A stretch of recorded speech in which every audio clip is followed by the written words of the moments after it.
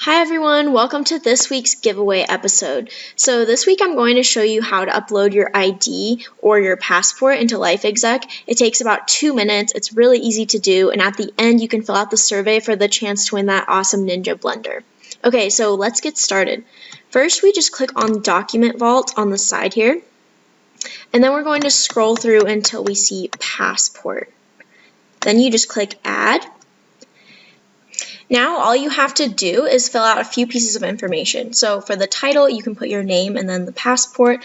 In the description, you're going to put 3 pieces of information, which is the passport ID number, the state of issuance, as well as the valid through date. Then in this box, you'll describe the location of the document. So you could say it's in a dresser in my bedroom, the 3rd drawer.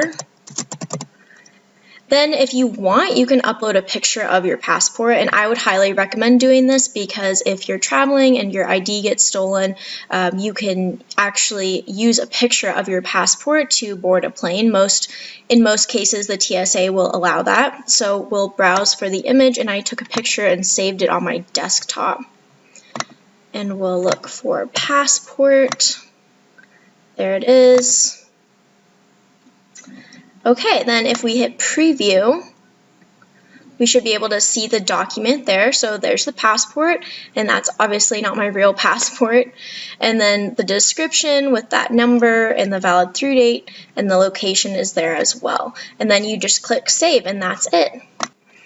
Okay, so now that you know how to do this, go log into your account and upload your ID or your passport. Then when you're finished, go into the survey link that was in this email and fill out the quick survey. It's about 4 questions, should take about 20 seconds, and then you'll be entered to win the prize.